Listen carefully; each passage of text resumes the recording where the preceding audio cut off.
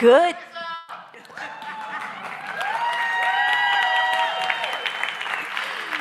Good evening, and welcome to our Long Now talk with Stefan Sagmeister. We are just so delighted to see all of you here, braving the elements, showing up to an oversold house for this conversation. My name is Lisa K. Solomon. I am your host from the Long Now Foundation. I am also the creator of the How We Future podcast and am the designer in residence and a lecturer at Stanford University's Hasso-Plattner Institute of Design. I am thrilled that so many of our D-schoolers have joined us here tonight. Big round of applause for making it up. And truly to all of you, tonight is about hope and informed optimism. And the Long Now is all about community. And so before we get started in our program this evening, we'd like to invite you all to take a moment to have a brief conversation with your neighbor to talk about something you're hopeful about that might be a little overlooked. Could be big, could be small, and of course we invite all of our friends joining us from the live stream to join in as well. So the lights will come up, just a quick thing you're hopeful about that might be overlooked. And be sure, of course, to introduce yourself to your neighbor.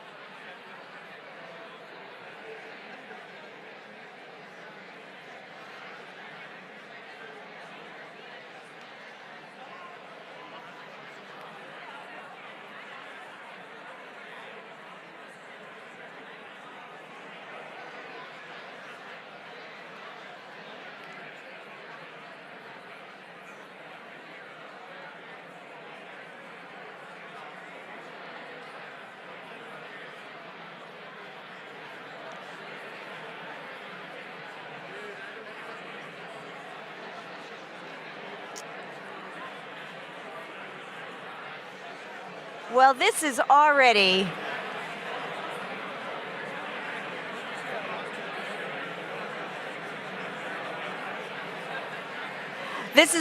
very exciting. It's pretty wonderful to see so much hope in the room, and hopefully making just the seeds of some new friends. What a great way to start off the conversation and program we have for you. If a little more hope sounds good to you in times like these, this is an invitation for all of you to join us to become members of the Long Now Foundation, to be connected to each other, and to be connected to a global community of long-term thinking. For our many members that are here today, thank you so much for being a part of this community, and of course to our live stream that's joining in. I also want to give a huge thank you to our supporters, our board members, our unbelievable staff that somehow pulls off this magic again and again. You make our work possible. For those new to the Long Now, it was started about a quarter century ago to help make thinking about long-term common and easy as opposed to difficult and rare. And our esteemed guest tonight fits right in. Stefan Sagmeister is one of the most acclaimed and accomplished designers of our time. Whether it's exploring concepts of beauty, happiness, and more recently, progress over time, his approach is to interrogate the question, push the boundaries of potential outcomes, and then create something that is totally new and spectacular. A Grammy winner, author of 6 extraordinary books, and the creative director of countless mind-bending exhibitions, His work is both deeply personal and widely expansive. Stefan's Finally Something Good asks us to zoom out, to see beyond our immediate anxiety, and to experience progress not just as data, but as beauty.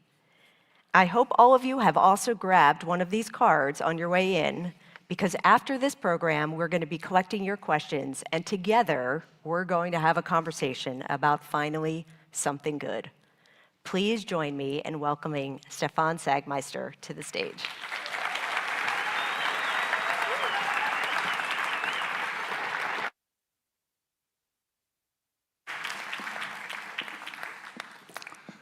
Well, hello, everybody. It truly is a pleasure to be here. Of course, I have to say that, but in this case, I actually truly mean it because this organization has been a huge influence on me. Some of you actually might even think that, or might know a lot of the stuff that I'm talking about. But we'll start with a little survey, just, with a show of hands, who here thinks that humanity will end pretty soon? Well, that exercise fucked us all up, like that we are all in too positive of a mood. So nobody here thinks humanity will end pretty soon. No, there's a couple. 5. How about who thinks it will be bad? Okay. Do you have about 20? Will be bored? Not so many? Carefully optimistic? Wow, look at this. Amazing. This is the most positive audience I've ever seen in my life. And who thinks things will be great? So we have number 4 clearly wins out. There were quite a lot. I think things will be great and it will be better about even. Now, let's see about you personally. Who thinks that they're gonna die pretty quickly? One person, first row. I have a diagnosis. Things will be bad. Very few. Bored. Also few. Carefully optimistic. The vast majority. And things will be great. Wow. So what you've seen, even in this hyper optimistic crowd, positive crowd, is that you believe that you're doing better than what the world is doing. And this is so widely spread, this is so unbelievably common, that there actually is a whole field of study in psychology called the optimism gap. Because every single person in the world thinks exactly the same. In poor countries, in rich countries, and it's not just your personal well-being, it's even opinions. We all think we care much more about the environment than we think other people would. And this becomes the worse, the wider the circle. So you might think your family is still quite nice. The friends less so, the city less so, the country terrible, and the world abysmal. Now, I started to think about all of this when I was a designer in residence at this place. This is the American Academy in Rome. They give you a gorgeous studio with a view all over Rome. And the very, very best thing about the Academy is that the food is delicious. They had Alice Waters doing a food program. The food in the American Academy is pretty much better than it is anywhere else in Rome. And the consequence of this, of course, is that all the 75 artists, designers, architects, writers, filmmakers, puppeteers, whoever is there, they all stay for lunch and dinner. And while you're working all day in your beautiful studio, you're meeting twice a day for a very salon-like kind of dinner. And they have a system where you're at a different space every night. And one night I was placed next to a very smart lawyer. He worked at the European Court. He was the husband of one of the invited artists. And he told me that what we are seeing right now in Poland and in Brazil really means the end of modern democracy. And I didn't really comment much on this, but I thought it was interesting enough so that after dinner I went back into the studio and I did a little bit of research, meaning I put into Google, what is modern democracy? When did it start? What's the story? And it turned out that if you looked at it 200 years ago, there was a single democratic country, the United States. 100 years ago, there were 16 after World War I. And the United Nations today say that there are 86 countries that are seen, that they would say are proper democracies. It's for the first time in human history that more than half of all people live in a democratic system.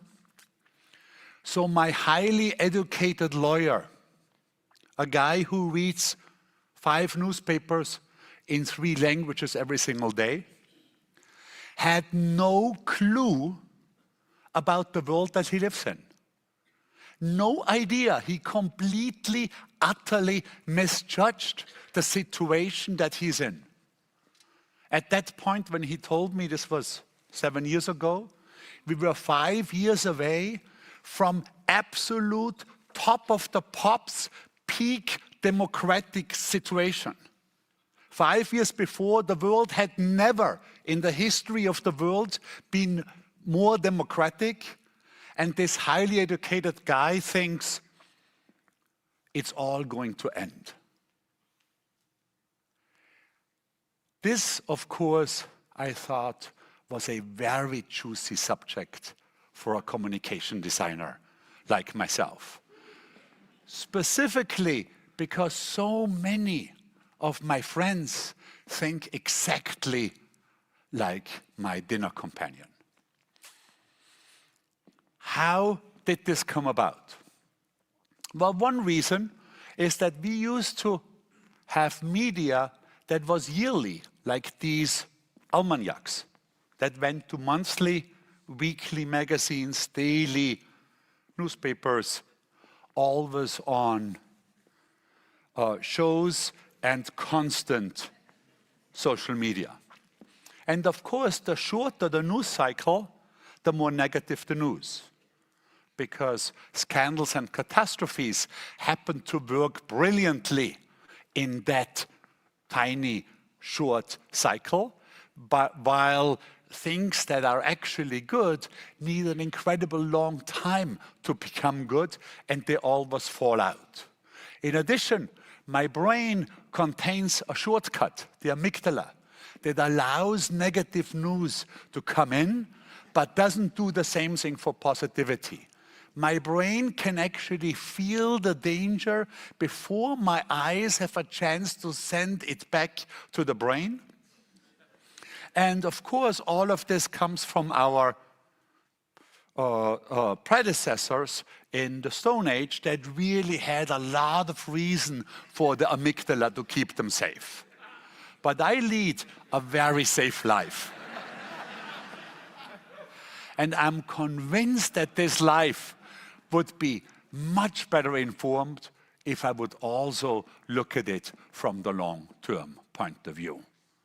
Because if I look at any human development from the long-term perspective, 10, 100, 200 years, basically everything has gotten better. Now you might say, well, what do you mean by better? We might have a different kind of opinion of what is good and what is bad. And I would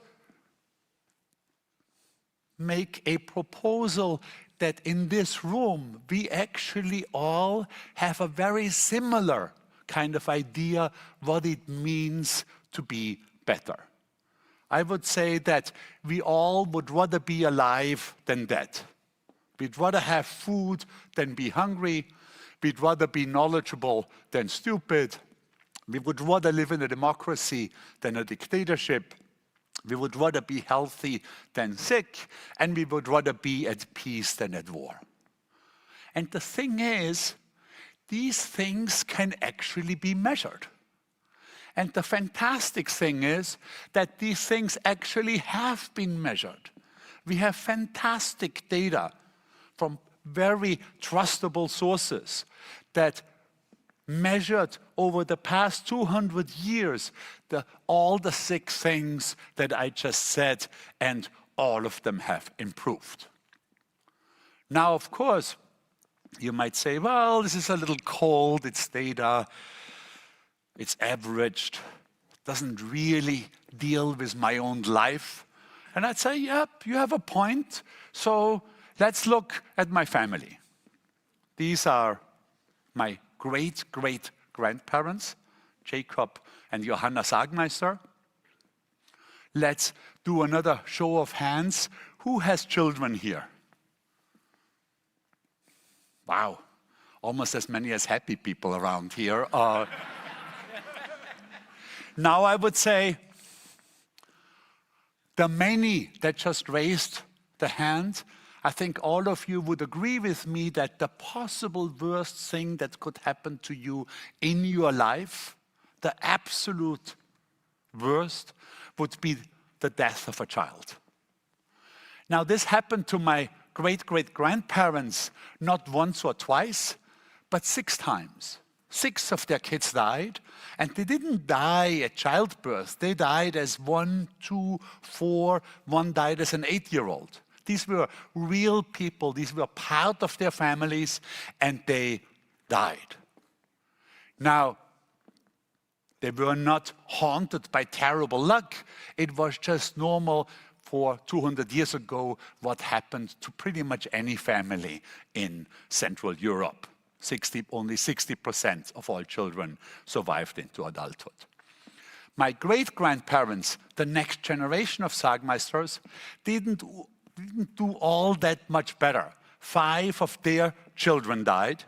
And this happened even though they actually belonged to the elite in Western Austria. And what made them part of the elite is because they could read and write. And only 15% of all Austrians of their generation could read and write. And they owned a small antique store in my hometown of Bregenz. And all the stuff that they couldn't sell wound up in the attic of the house that I grew up in. So I took some of these paintings and cut giant holes into them and put new canvases in them that kind of looked like minimal art, but really were data visualizations. My grandmother, Josephine, was actually the first woman in my family that was allowed, that was possible, for whom it was possible to vote. And she had to wait until she was 48 years old because female voting came into Austria only in 1919. That tiny yellow dot, you can hardly see it up there, is how many women worldwide were allowed to vote. Almost none.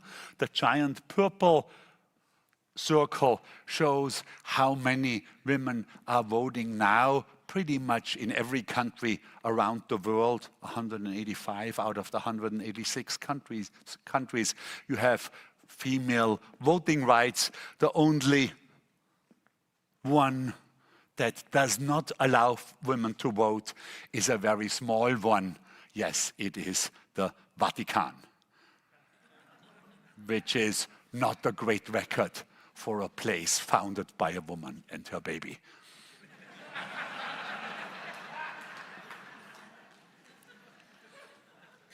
So, universal voting rights expanded, female representation in government increased, more women are working than ever before.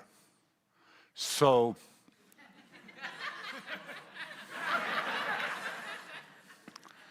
does that mean everything is fantastic? Does terrible AI animation show us that things are just hunky-dory? Well, of course not. In 1990, half of all Americans thought that women should go back into the kitchen. Half. This has been reduced down to now 20%, which still seems like quite a shocking number. And we want those things to be out there, not just in galleries, but also on clothes. So we created a whole little line of pieces. Everyone visualizes a data set and is then inside explained by the label. Like this coat shows the unbelievable drop in violent death all around the world. 500 years ago, your chances of being killed by the hand of another man were 25 times as high as they are today.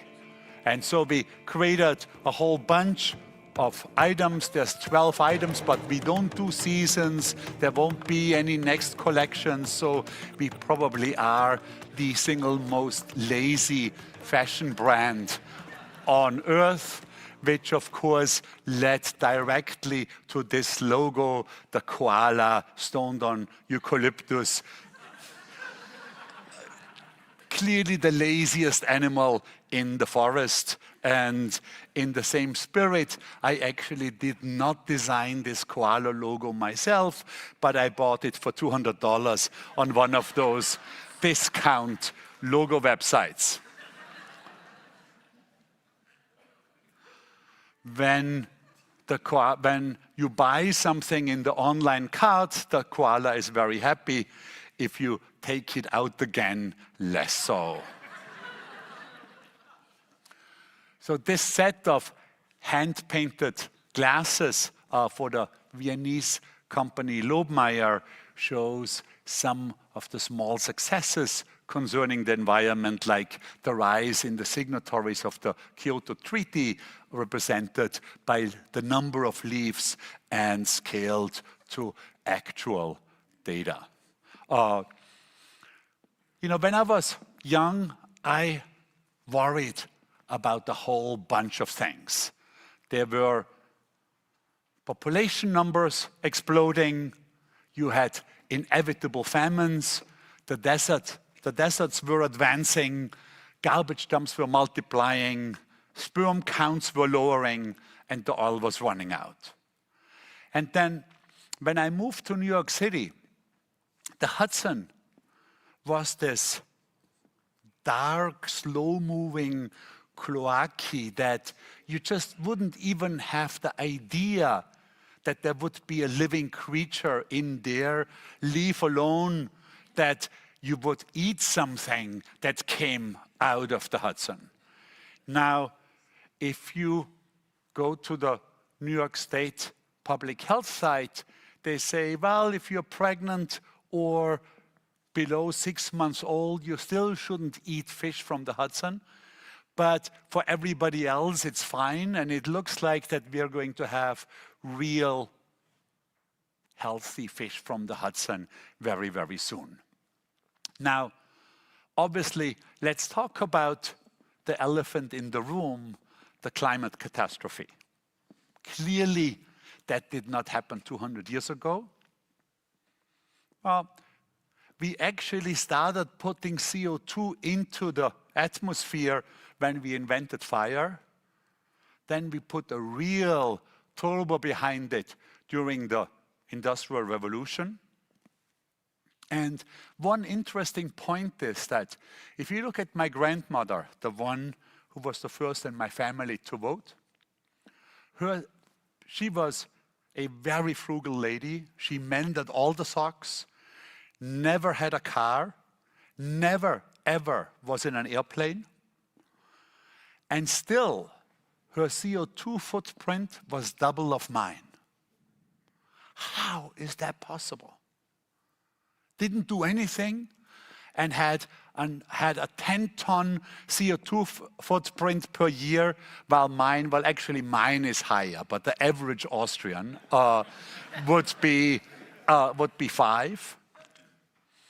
The stuff that her generation burned, the coal and the wood, was so unbelievably inefficient that they got up to such an incredible high footprint.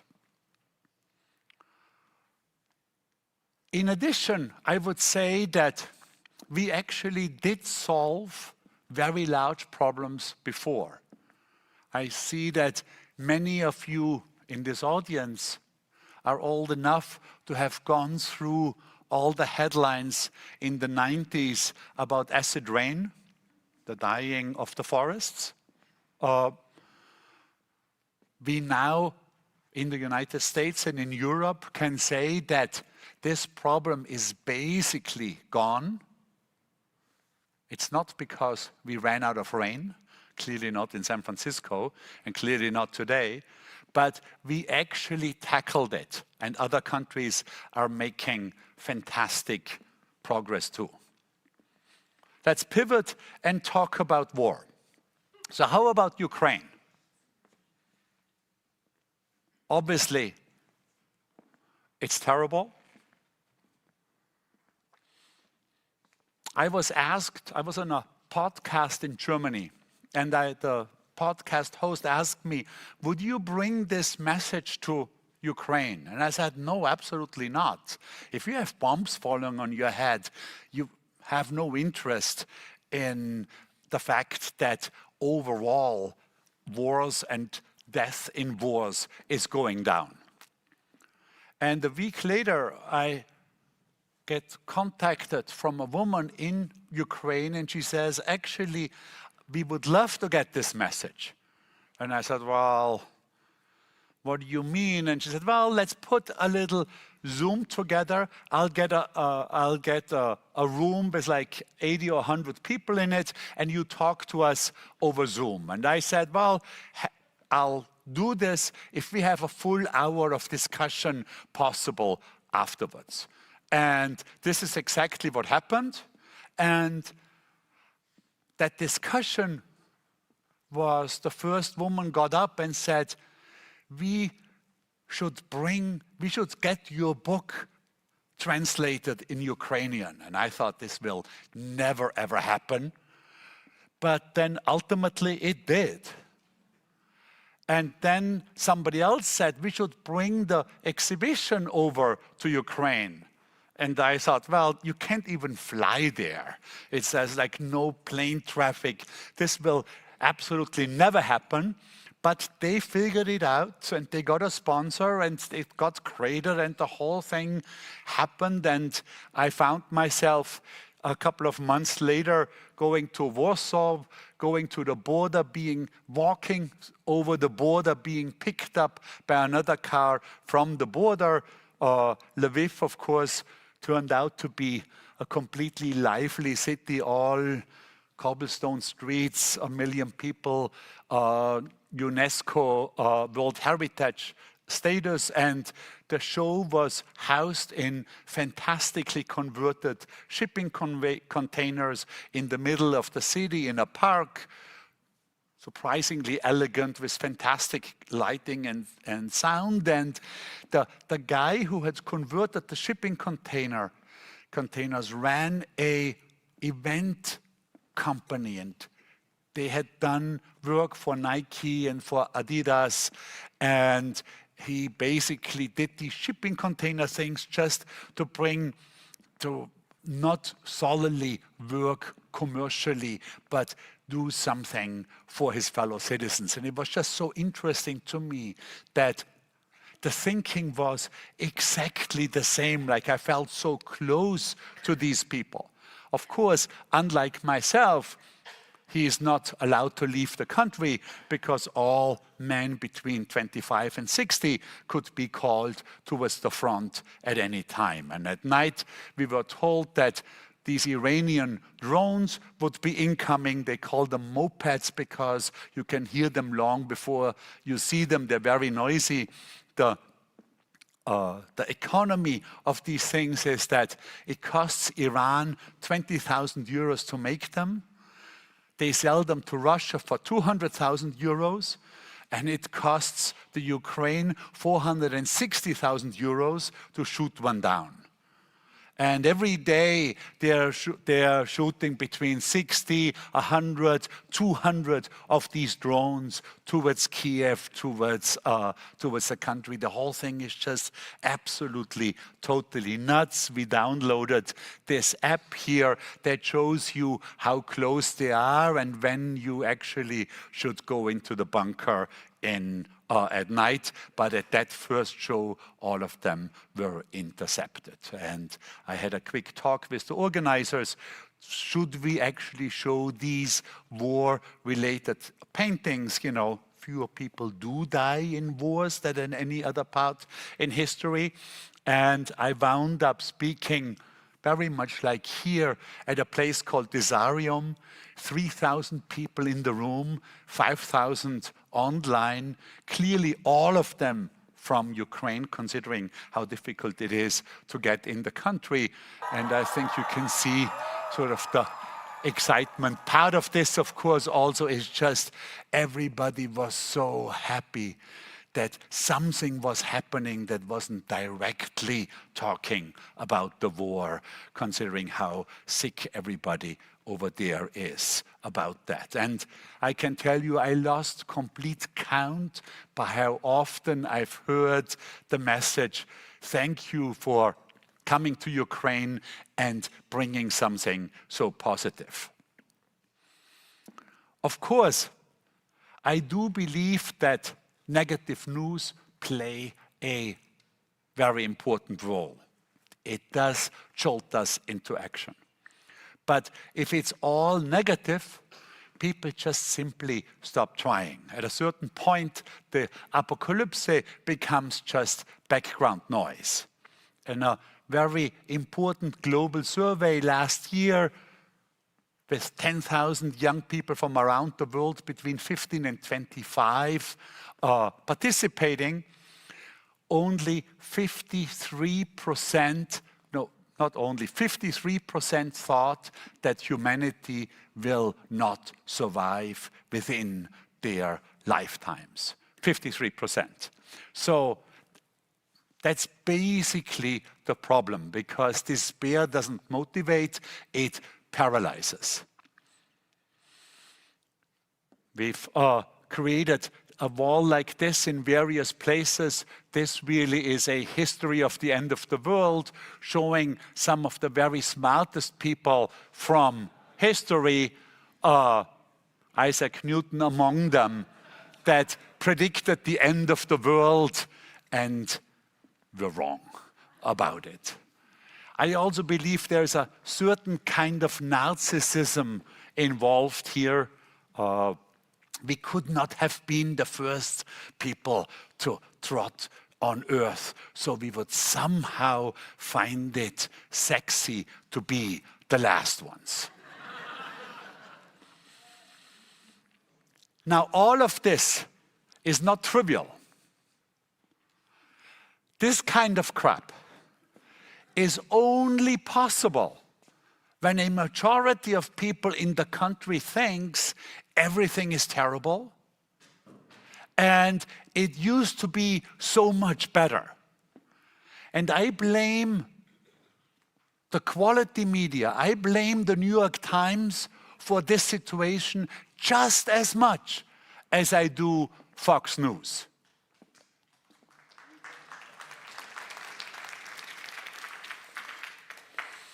If I ask Republicans, So tell me, when was it great, America?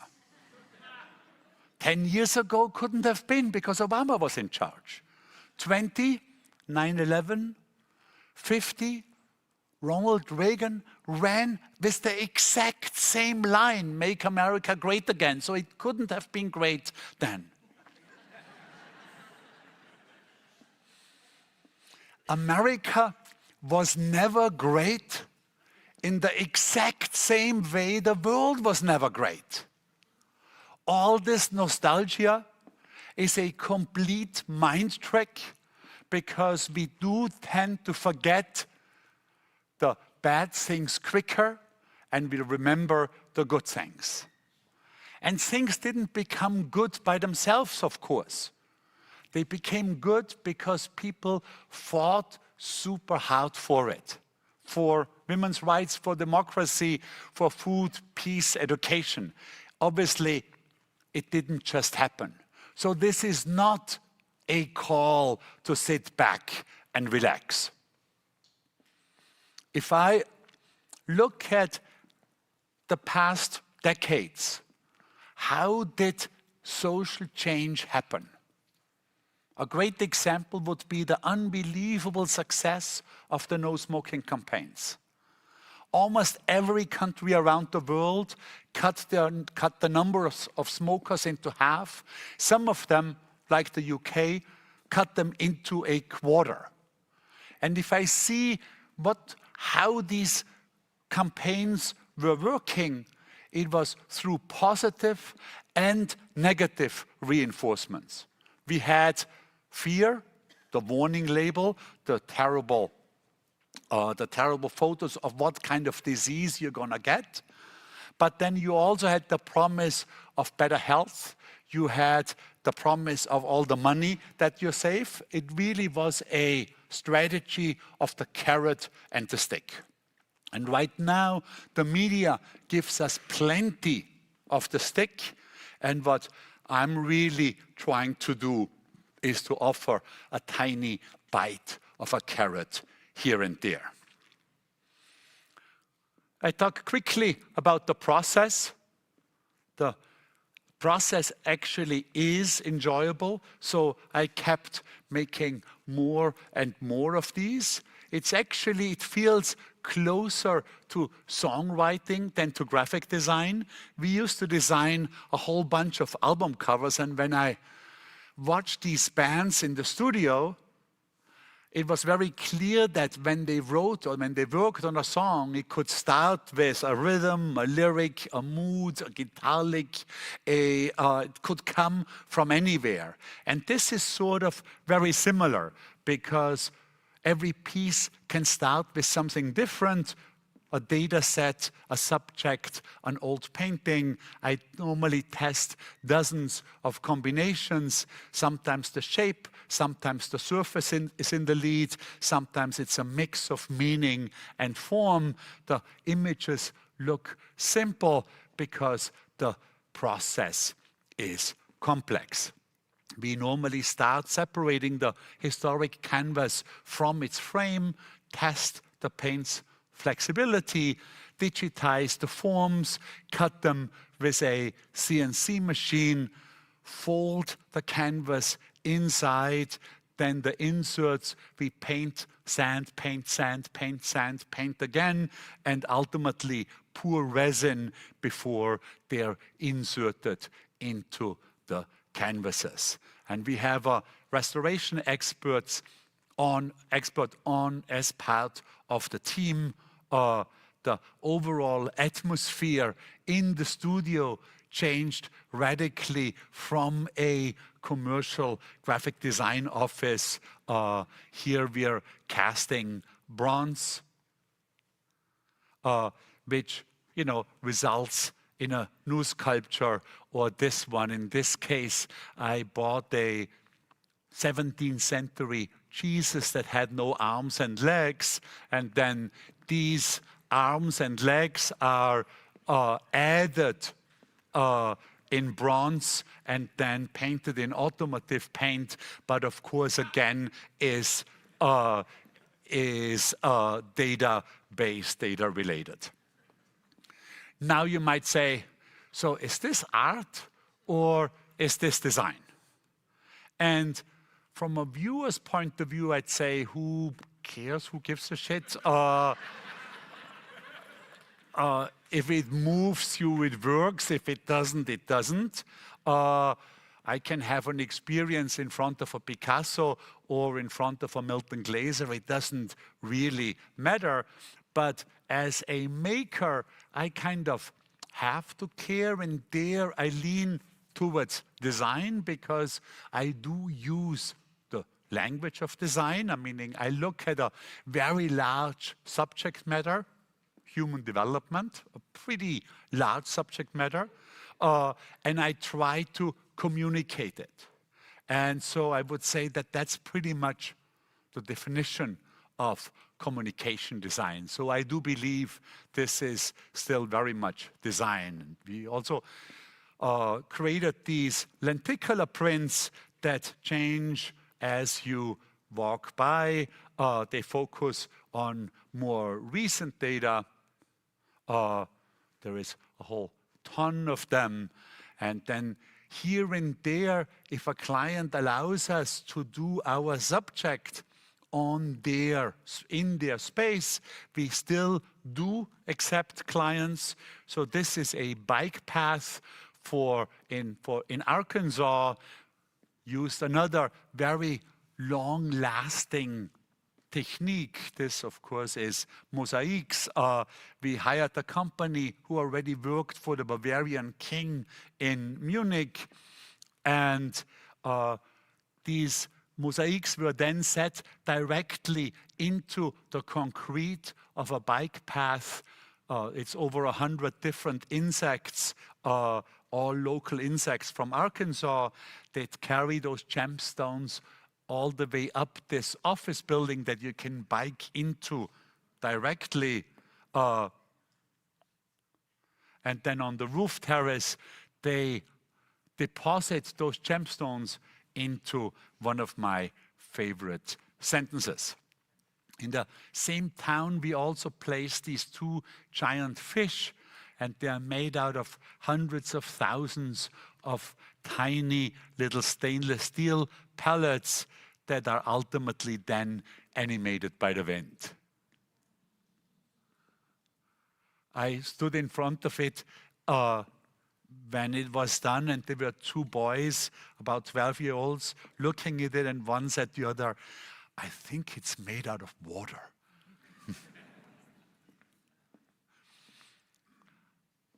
I drink between 12 and 14 cups of espresso every day.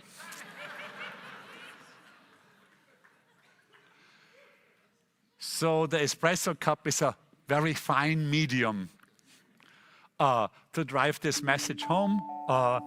This one shows how inequality developed over the past 100 years in the UK. You'll ultimately be able to see the data curve reflected up from the saucer into the curved mirrored surface of the cup. When it comes down, you see, and then this is ultimately the data curve. You see that inequality actually used to be much worse, was the lowest somewhere 40 years ago, and then went up again. Or there are the 5 major hospitals of Canada are actually all in Toronto, and they are underground connected by these tunnels that if you need a surgery theater that is not offered in the hospital that you're in, you're going to be wheeled through one of these tunnels. Now, imagine the bleakest hallway ever. This is truly where optimism goes to die. And luckily, we were asked to redesign them. The budget was low, so we couldn't really have any proper architectural interventions. We basically could paint it. So this is a before picture, And then this is after and before and after and before and after. Imagery from nature helped. Studies had shown that calms patients, even though I think I read about 100 studies connected to healing and design, and most of them ended with a sentence like, well, summing up, it is clear that more studies are necessary. We also didn't have the budgets to hide any of the pipes and the air conditioning ducts, so we just incorporated all of that into the design. And one of these hospitals is actually called Sick Kids. And of course, the tunnels that led to that hospital, we created more playful and child-friendly. Now, Lisa had mentioned it. We had done large exhibitions like the Happy Show, or we did one on beauty, and these exhibitions really sold nothing. They were about ideas, not about commerce. But this work is actually quite different. It's really meant to be bought and hung into a living room and lived with, and basically used as a reminder that what was just trending on X really isn't the full story. It is not necessarily mean the end of the world. And collectors tell me that because of their odd look, they often lead to quite nice dinner conversations. Now, of course, not everybody can afford to buy a painting, so we also made these perforated posters, and everybody is free to take one home, and that also seems to work quite well. There's a more detailed version of this entire idea out in a book published by Phaidon. I think there is a number of copies out front. And we made some promo videos for this where a manatee is interviewing me. So the chances that something good is going to come out are just better. We've shown this kind of work at 3,500 meters in the Alps, as well as in the center of Tokyo, in Ginza, in a Tadoando building in Mexico, and in the one by Zaha Hadid in Seoul. In Korea, we use those silly air dancers, those inflatable guys that you might know from gas stations, as a data bar chart. You know, life expectancy in Korea went from 27 to 83 years in just over 100 years. And this outdoor installation is basically celebrating that.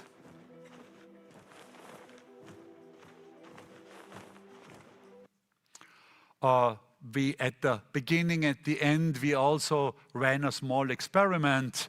Visitors drew faces on ping pong balls at the very beginning of the show with some mixed results. And then at the end of the show again, there were clearly a couple of more smiling faces all around. The exhibition posters also tend to carry data, and this one was from Shanghai, where we also showed these embroideries created by Chinese masters in Suzhou. This is a city close to Shanghai, a craft-oriented city. All of this stuff is done by hand, and the results are basically photorealistic. You can still read this typography in the hand embroidery. They, of course, do visualize the decrease of illiteracy and famines over the past 2 centuries. You know, 200 years ago, 90% of all people lived in extreme poverty with only a very small elite ruling over them. And this is one of my most startling data points created by a Nobel or discovered by a Nobel Prize-winning economist. The typical energy value of a meal in France in 1700 was the same as it is today in the Republic of Congo being among the most malnourished countries on earth right now.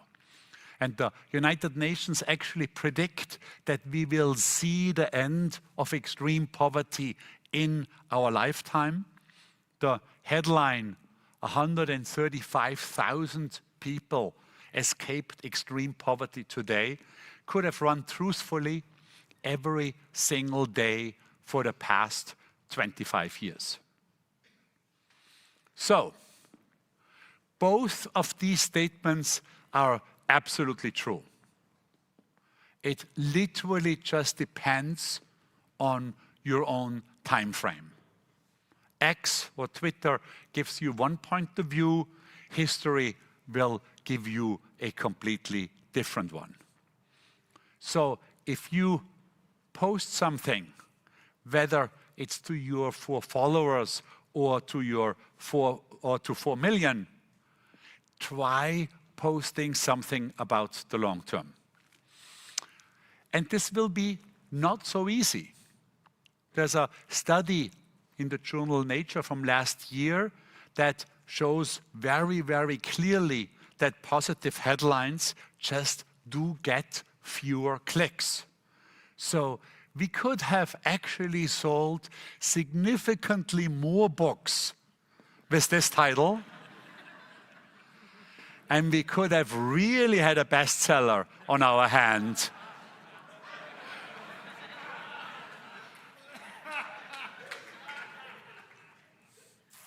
Let's try this again.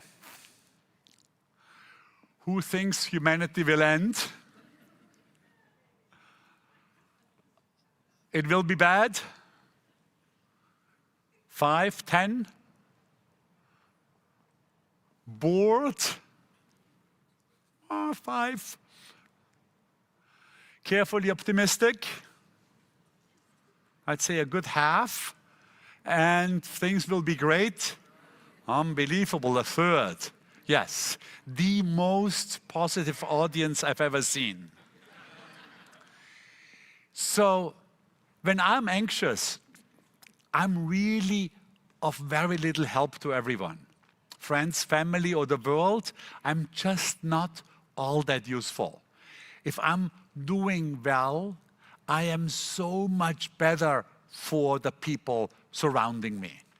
So, if you want a more balanced view of the world, I would urge you to scroll less through social media and read, with the time saved, more non-fiction books. You'll feel less anxious and you'll know more. Thank you so much.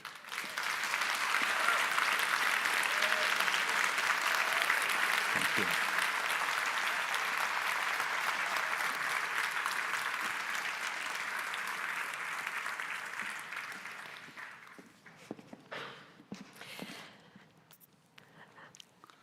So I gather they're going to be bringing out espresso shot number 14 for you any minute. I very much would like it. I want to stress again that so many of those magnificent data visualizations are described beautifully in this extraordinary book, and they are available because I just want to hold on to every one of them. I want to go back to something you said earlier where you talked about how we are wired to take in news and how that served our ancestors, the amygdala, putting us in a freeze or flight state, which is in many ways the exact opposite of what we need right now. We need to be generative and generous to handle some of the complexity. You make another point where you talk about we also seem to value critics more than we value enthusiasts, that somehow we find that they're smarter, or we somehow assign an elite or an academic lens to those that are quick to come up with a critique. I wonder if you could talk a little bit about that component. Well, I think there's a there's a survey in one of the Pinker books that shows that very clearly, that the critic who hates the book is seen as much smarter, more intelligent than the critic who loves the book, who is kind of more naive, Pollyanna and so on. I know that John Stuart Mill said that already hundreds of years ago, that we always think of the person who warns of fantastic danger as the wise sage, while we ignore the positive ones. I think it's basically, yes, exactly like you just pointed out, we are wired that way. And the sad part is that I myself am exactly the same way. You know, you might have seen that of the album covers we designed, we also did stuff for the Talking Heads and David Byrne, and we stayed in touch. And David has, I think he spoke here, no? Yes. And so you, for those of you who have seen this, David has a small media company called Reasons to be Cheerful that follows, that basically he hires from his own money journalists to go after positive stories. And of course I follow it because, you know, I very much like David, enjoy his company. But I have to admit, I almost never read it. It's just so boring. And I think that's the challenge. Like, that's the thing. It's my suspicion, and I don't have proof on that one, but my suspicion is, just like designers who always say that they are problem solvers, are mostly just too lazy to tackle the very much harder problem of beauty, because it's so much more difficult to solve a problem beautiful than just to solve it. 95 or 98 of all problems designers solve are super easy to solve, and it's just laziness. When you say, oh, I just want to make a utilitarian chair, like, fuck you, this is like nothing, you know. And I feel there is an equivalent going on in journalism, where it's just so much easier to write to, everybody wants to be interesting and to get clicks with a negative story, that's the default thing. And I also believe that many people in the media see their job as to report on what went wrong today. Like, that's sort of almost the definition. And all the things that actually worked out fine, of course, fall off. Yeah.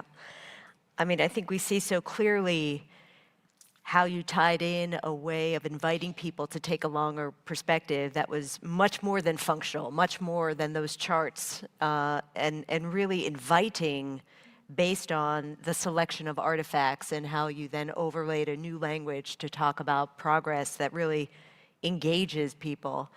I wonder if you could talk a little bit about that process of thinking about what would really get to that point of engaging, not boring, not something that you would turn off, not something that felt like, really, look, eat your beets, it really is better.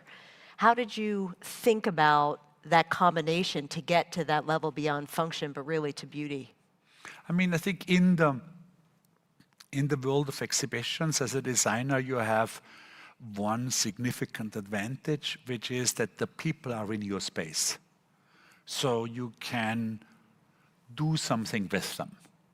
Now, we did that extensively in those previous shows. Those very large shows were difficult to do after COVID, because the museums that we can get in, which would be probably like, I don't know, like a B+ museum, like we can't get into the Metropolitan or into the Museum of Modern Art in New York, because they have so many curators. They wouldn't want an exhibition that comes from outside. And maybe the exhibition isn't good enough to get in there. That's very possible too. But we can get into the next tier, and those museums ran out of money after COVID. So then I made very small exhibitions, but now we're enlarging again since we're some time away. And there the goal is to make it to involve the viewer as much as possible. Because if the viewer, if the visitor, if she does something, if there is something to discover, if her and his brain have to work on figuring this out, the memory will be stronger. And so right now we are planning a big exhibition for Paris, and there's definitely going to be things that also involve the viewer, which is, I think, a fantastic advantage of being in an exhibition. Like, I don't really want to see interactive screens or any screens really, because then I can deliver it on a website or I can deliver it to people at home. Like, I don't need them to come here. So I want an exhibition to create a space where you see something by yourself, but more often in a group with 2, 3 people, and you can talk about what you're seeing and what you're experiencing right there. There is almost no other medium, definitely TV a little bit, but not really. The online, not at all. The phone, not at all. So I think that's a real big, like this experience of being able to discuss something when you're in front of it with your partner or your friends or your family, I think is a strong one. And we design, I think that goes without saying, we design these exhibitions for a general audience. Like, I couldn't, like, to me, designing for designers, it's just the most boring crap. That's just, it also, I think, leads very quickly to circle jerkism. That's just not all that interesting. Yeah.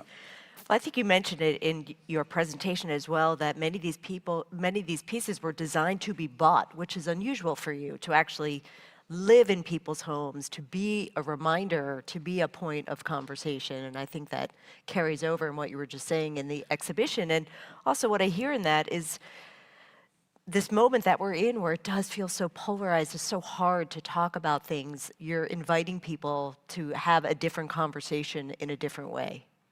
I mean, in the works are being able to be bought, of course, is one, because I do believe that they should hang somewhere. If these would all still be in my storage, I would have stopped a long time ago. And but there is also, of course, a big self-interest, because I need this whole system to be also financially sustainable. And you know, museums don't pay artists or designers for exhibitions. So when we do shows in commercial galleries, it's very helpful that these things are sold, because that's basically what pays for the whole operation.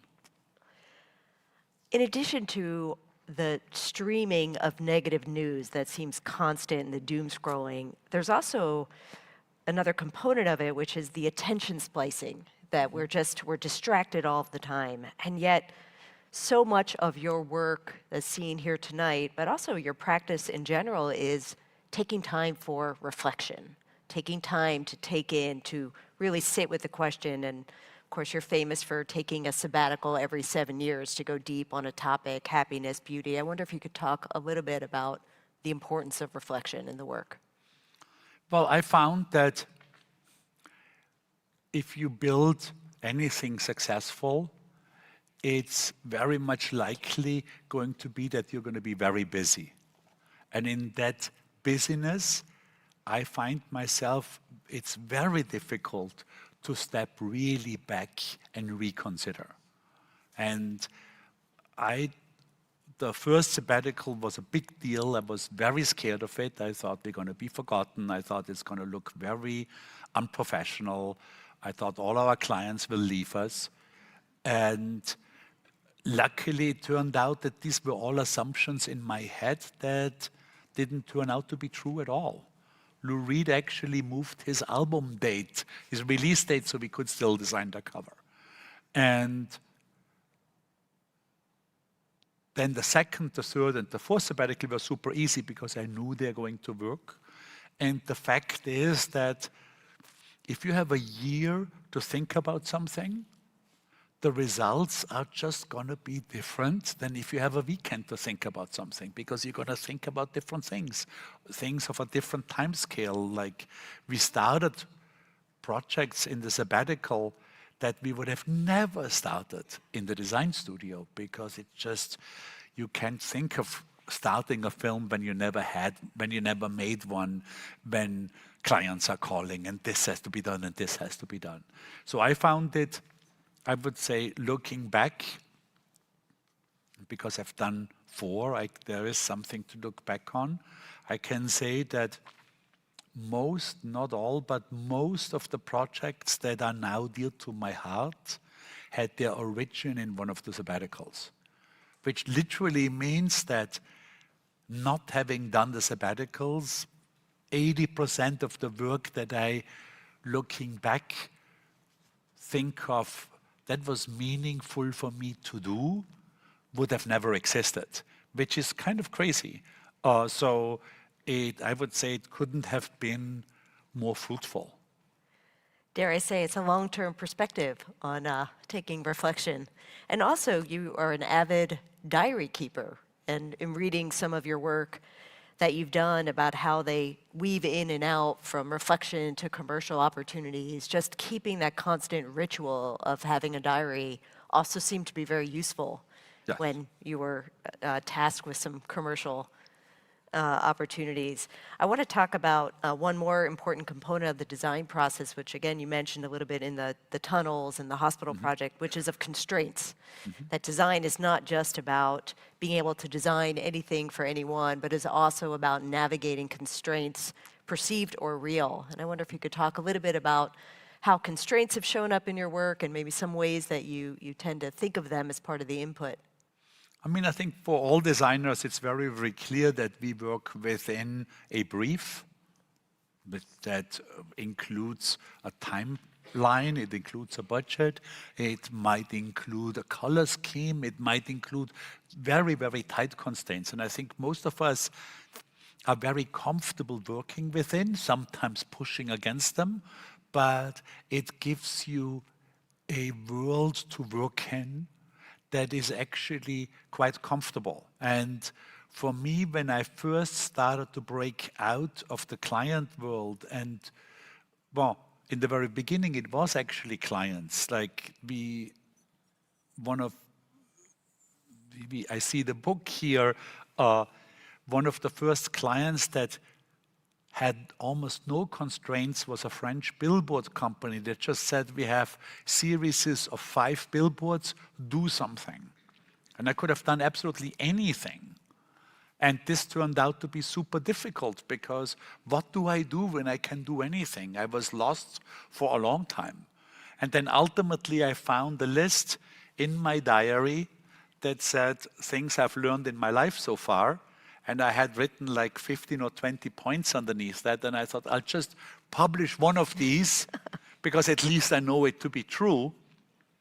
And ultimately, surprisingly to me, even though I found it quite self-centered, this series of billboards created incredible feedback. Like, lots of people wrote, it got republished dozens and dozens of times all around the world. So we did another one, and then another one, and then because they all seemed to work, as in with lots of feedback, people were interested in them, I started to talk clients into letting us do one of my things I've learned sentences on their media that they paid for without their logo on it. So I'm a pretty good salesperson, as you can tell. I love that. And I love the one on the billboards, and I want to put a plug, which you did not ask me to do, for this other book, which is a just extraordinary piece of art. Things I've learned in my life so far, each one is its own maxim. And for the billboard project, it was trying to look good limits my life. And imagine seeing that. And again, just the extraordinary breadth of mediums that you use to communicate these maxims. Like there's one that's made out of 10,000 bananas that changed over time, that were live bananas, and just extraordinary to see the risk-taking. And I think what's so clear about your work is the strong point of view that each piece brings. And I have to believe a lot of that is the reflection and the clarity that you have and the commitment to the craft and the process. I want to get into some of these fabulous audience questions. We have many. The first I want to bring in comes from Grace Hawthorne, who is a colleague and teacher at the D School, author of Making Possibilities Happen. And she wonders, do you think the deluge of accessible content has desensitized or heightened people's sense of beauty and compassion today? Wow.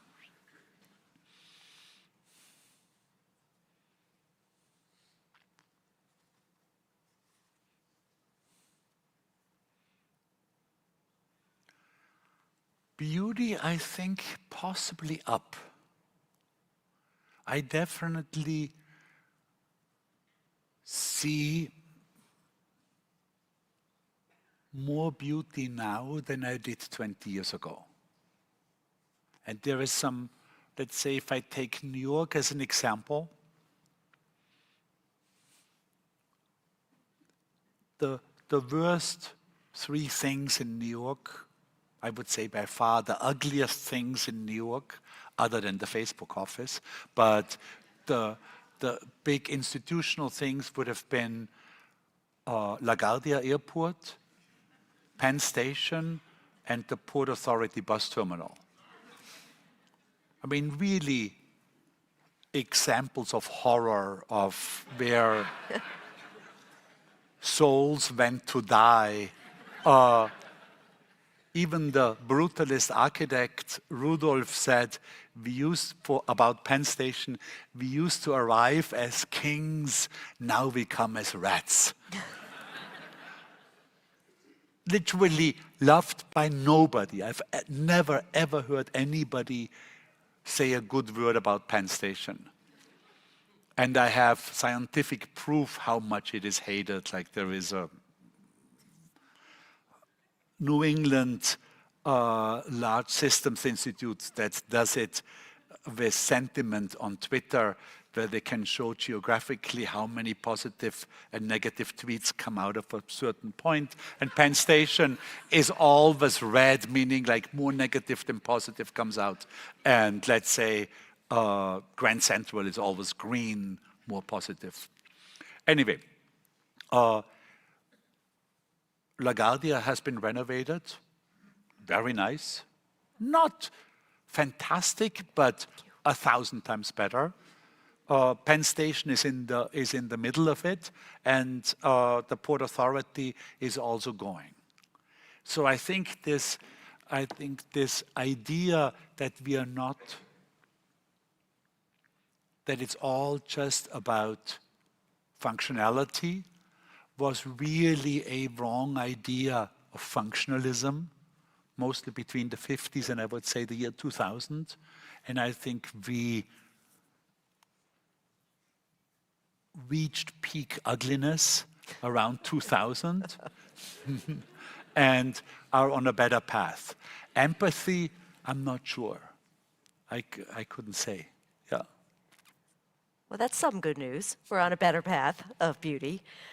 Caitlin has a great question. She wants to know, what is the single most high leverage thing that can be done to translate this message and galvanize people to action?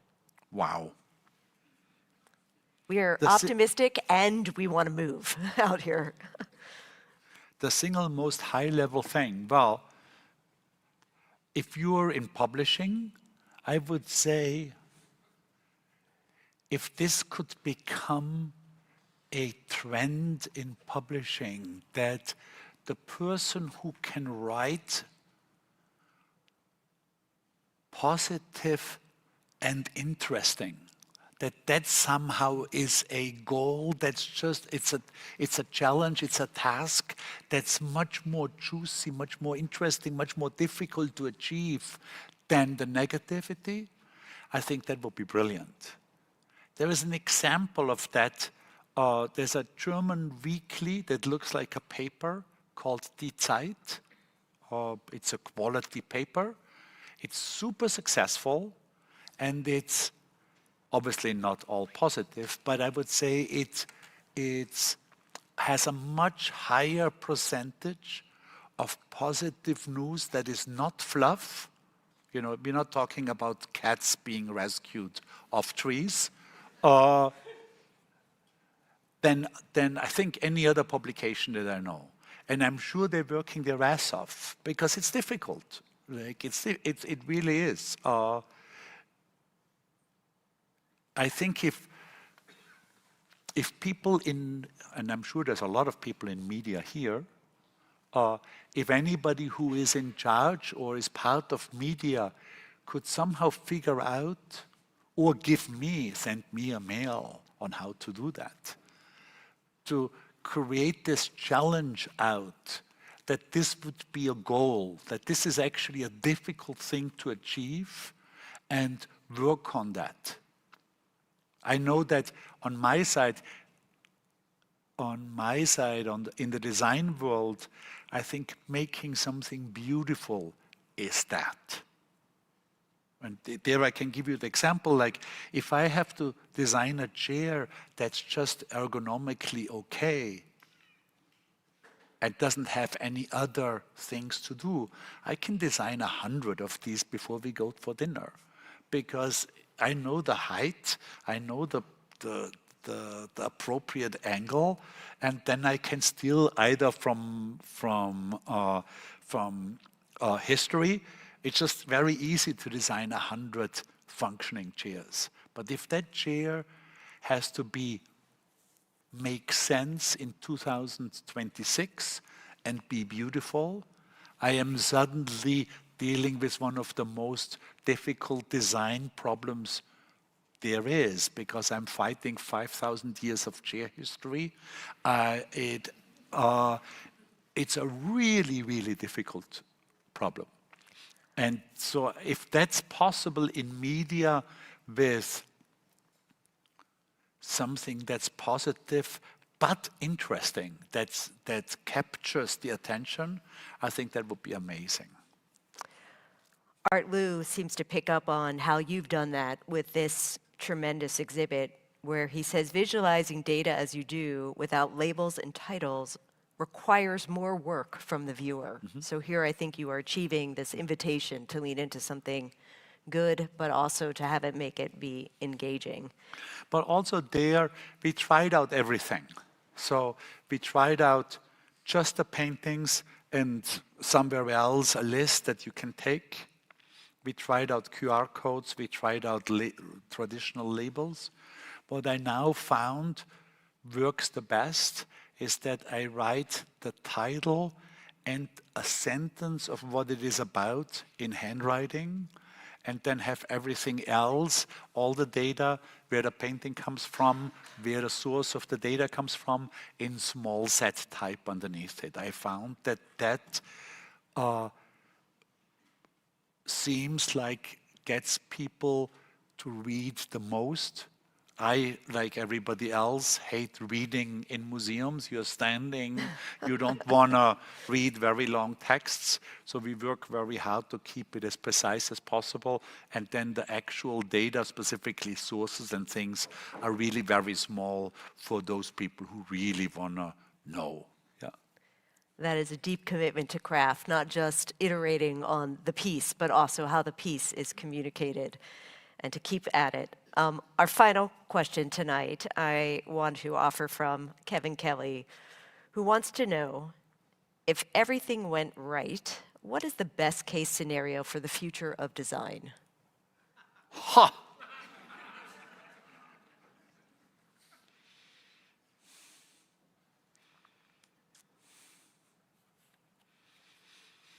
Well, I recently joined this, recently, last week, joined this AI board at Adobe with a lot of caution. And I think one future that I could see that I would very much like is I had a mentor, super important to me. His name was Tibor Kalman. If there's designers in the room, you might know him. His most famous piece of work was probably Colors magazine, that's still around. And Tibor could not design. He didn't know how to do a layout. He could not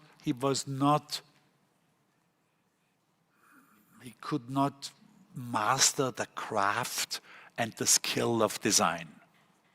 Like, you know, he always pretended not to know what Helvetica was. He did know what Helvetica was, but the whole thing became a little bit of a shtick. But he was very charismatic. He had a very strong point of view. He had a whole bunch of good ideas, and he had a vision.